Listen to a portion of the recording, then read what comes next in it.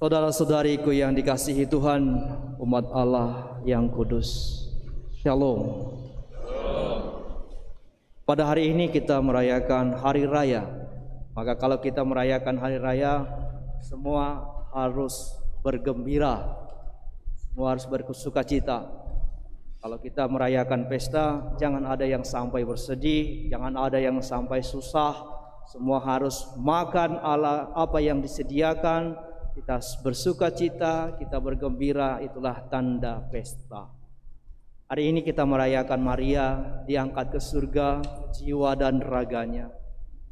Pada hari raya ini kita patut bergembira sekali lagi, karena hari raya ini Maria diangkat ke surga jiwa dan raganya adalah masa depan kemanusiaan kita. Bahwa kita kelak juga akan diangkat ke surga, bersatu dengan Kristus yang telah mendahului kita, buah sulung kebangkitan. Itulah iman kita. Untuk mendapatkan kejaran yang mulia ini, tentu Maria mengalami banyak penderitaan, banyak cobaan dalam hidupnya sebagai manusia. Dari kitab suci kita bisa membaca, kita bisa mengetahui bagaimana perjalanan kehidupan Maria ketika dia mendengar salam dari malaikat Gabriel bahwa dia akan mengandung seorang putra. Maria bertanya, bagaimana mungkin itu terjadi karena aku belum bersuami. Tapi malaikat mengatakan, Roh Kudus akan turun padaku. Dan Maria percaya, dia taat. Ketaatan Maria diungkapkannya dengan, terjadilah padaku menurut perkataan. Jika Tuhan menghendaki, aku siap. Aku melaksanakannya. Dan penerimaan Maria itu atas sabda Tuhan bahwa dia menjadi bunda putra Allah yang melahirkan Yesus.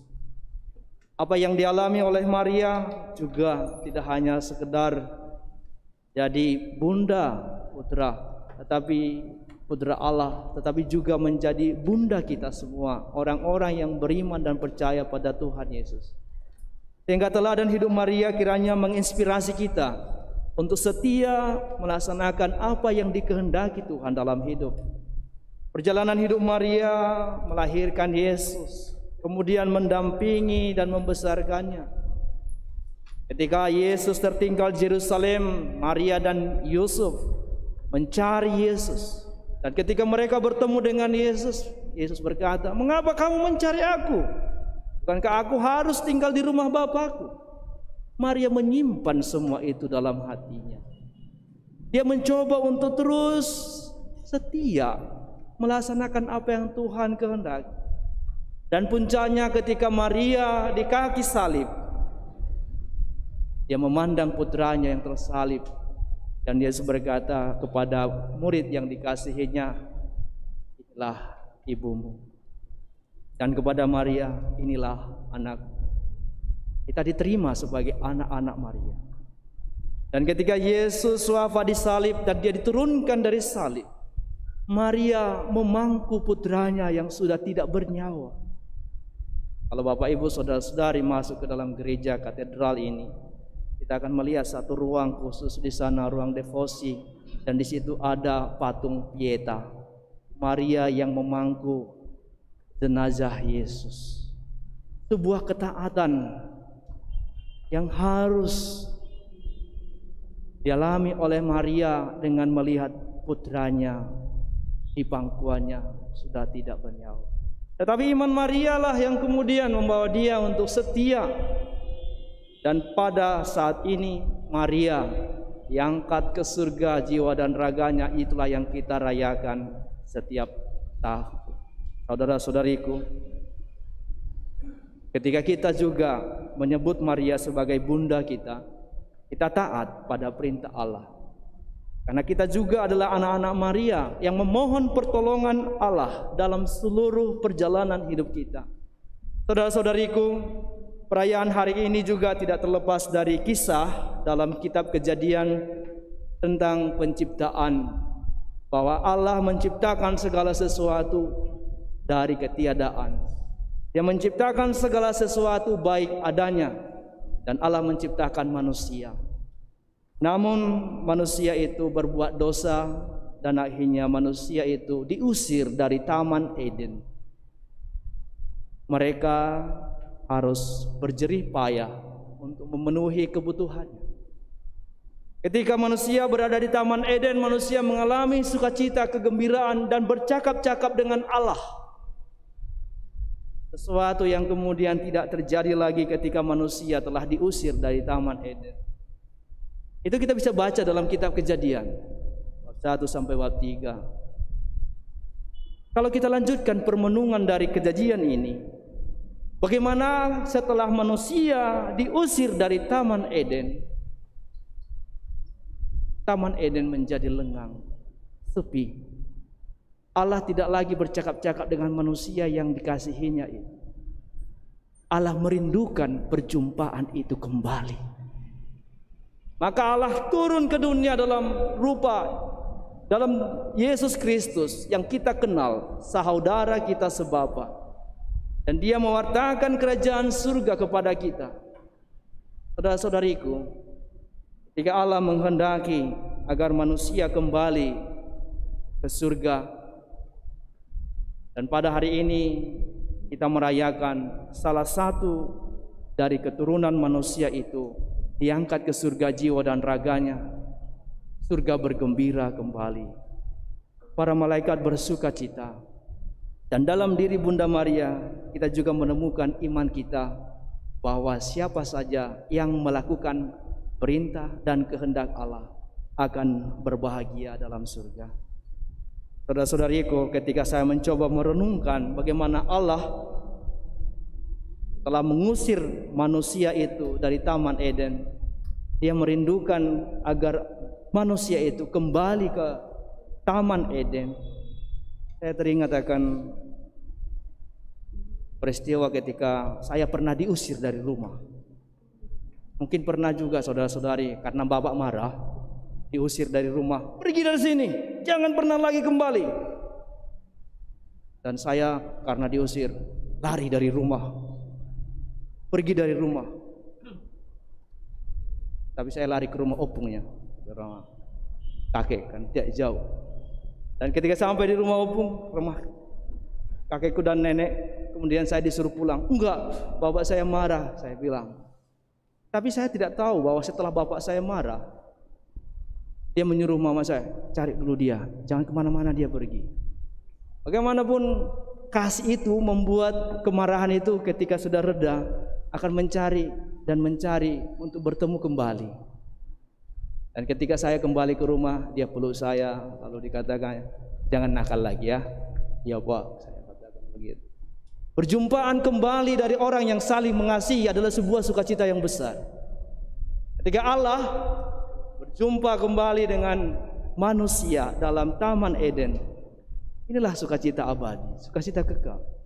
Yesus yang bangkit dari antara orang mati bertemu kembali dengan ibunya dalam kerajaan surga. Dan kita semua juga yang sudah kehilangan saudara-saudara kita yang kita kasihi, pada saatnya akan berjumpa dengan mereka dalam kerajaan surga. Inilah iman kita. Maka kita tidak menjadikan hidup di dunia ini adalah sebuah keputusasaan. Kita menjadikan kehidupan kita di dunia ini sebagai satu kesempatan mempersiapkan hidup yang akan datang, di mana Maria sekarang berada di sana, yakni dalam kerajaan surga. Kita tentu tidak lepas dari penderitaan, cobaan dan tantangan, sebagaimana yang dialami oleh perempuan dalam bacaan pertama dari kitab Wahyu. Aku melihat, kata Yohanes, orang perempuan yang dengan susah payah melahirkan putranya. Dan aku juga melihat seekor naga merah padam yang bersiap-siap untuk memakan begitu putra itu lahir. Sebuah vision, sebuah penampakan dari kitab Wahyu yang menggambarkan perjuangan gereja untuk menghadirkan Kristus di tengah-tengah dunia dengan segala tantangan, cobaan yang dialami. Tapi gereja percaya akan penyertaan Allah, sehingga kita tidak menyerah dengan segala serangan iblis dan setan, dengan segala godaan-godaan dunia. karena kita merindukan perjumpaan dengan Allah dalam kerajaan surga. Saudara-saudariku, Maria hari ini diangkat ke surga jiwa dan raganya, sebuah ganjaran mulia bagi orang yang setia melaksanakan dan taat kepada perintah Allah. Dan salib yang kita pikul sebagai pengikut-pengikut Kristus, menyangkal diri dan mengikut Yesus, setiap hari akan menjadi sebuah perjuangan di tengah-tengah keluarga, masyarakat, dan gereja. Kepada para ibu, terima kasih atas kehadiranmu di tengah-tengah keluarga. Ibu yang sering menjadi penengah, ibu yang sering sekali membuat hati suaminya menjadi teduh kembali dari kemarahannya, ibu yang mengasuh dan mendidik anak-anaknya sehingga menjadi orang yang berhasil. Dengan segala perjuanganmu, hari ini juga kita meneladan Bunda Maria yang menyimpan segala sesuatu dalam hatinya dan merenungkannya. Kepada ibu yang ada di sini, kesetiaanmu itu akan membawa sukacita bukan hanya untuk dirimu, tetapi bagi orang lain di sekitarmu, orang-orang yang ada bersamamu. Dan dalam Injil hari ini kita mendengarkan perjumpaan dua orang ibu yang sedang mengandung anak dalam rahimnya, Elizabeth dan Maria. Mereka merasakan bahwa mereka adalah orang-orang yang beruntung. Elizabeth di usia tuanya yang dikatakan mandul bisa mengandung seorang putra dalam rahimnya. Dan Maria, meskipun dia belum mengerti segala sesuatu, bahwa dia mengandung dari Roh Kudus, dia tetap mampu mengikuti apa yang Tuhan kehendaki. Dan perjumpaan mereka membawa sukacita. Siapakah aku ini sehingga ibu Tuhanku datang mengunjungi aku, kata Elizabeth. Karena sesungguhnya ketika salammu sampai kepadaku, bayi dalam rahimku melonjak kegirangan. Maria datang membawa sukacita. Bagaimana kita juga hadir di dunia ini membawa sukacita dan memberikan salam kepada orang-orang di sekitar kita. Salam yang mau kita tunjukkan bukan hanya sekedar perkataan, tetapi tindakan dan perbuatan nyata. Ketika kita hadir membawa perdamaian bagi orang yang bersengketa, ketika kita hadir membangkitkan orang yang terpuruk dari segala persoalan dan kesulitannya, ketika seorang ibu meskipun melihat kegagalan putranya tetap mampu untuk memberikan dukungan. Saya sampai sekarang juga merasakan bagaimana figur ibu menjadi kekuatan dalam panggilan hidup saya. Saya kira kita juga dalam apapun yang kita lakukan, figur ibu, sosok ibu membuat kita tetap merasakan bantuan dan pertolongan Allah. Sekali lagi saudara-saudariku yang dikasihi Tuhan, Maria yang menerima mahkota kehidupan diangkat ke surga jiwa dan raganya, kiranya menginspirasi kita juga seperti Maria yang menyanyikan kidung Magnificat, hatiku bersukaria karena Allah penyelamatku. Dan bagi Allah tidak ada yang mustahil. Dan di hadapan Allah semua manusia tunduk. Orang kaya dibuatnya pergi dengan tangan hampa, tetapi Allah selalu memberikan pertolongan bagi orang miskin dan papa.